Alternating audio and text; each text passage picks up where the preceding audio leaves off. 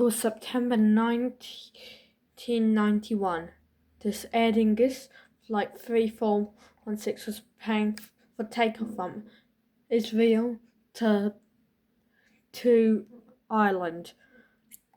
It was in a Lockheed L1011 TriStar preparing for takeoff, except there was something wrong with the engines. No one noticed. As the plane was taxiing, something struck the front landing gear. It was left to my earlier flight on the Concorde, except no one noticed that came off. As the plane was preparing for takeoff, news came out. That flight crashed due to it losing an important mechanical bit of the plane. At that same time, the plane was about to take off. The flaps were set to 15, and the engines were put onto full thrust.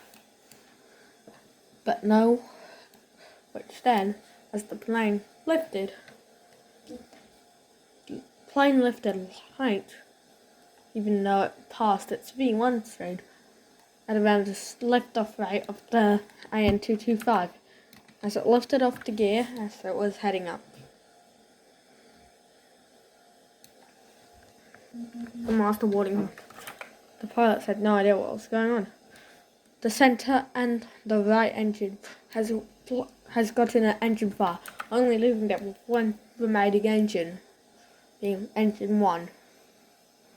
As the plane lowered its landing gear, the pilots noticed the nose gear wasn't responding.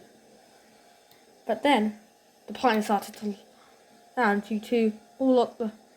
Luckily, bringing the flaps down, while putting the spoilers up on the other, caused the plane to leave the spin and resume.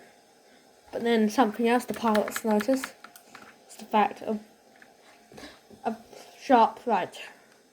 As the plane was heading forward, it was getting very close. But then, just as it was about to hit the ground, engine 1 struck something. Engine 1 was no longer online. They had to rely on two faulty engines now. The thrust started to drop. Flaps were not yet extended. People thought the plane was heading for the cornfield. But then, all of a sudden, the speed was about to stall.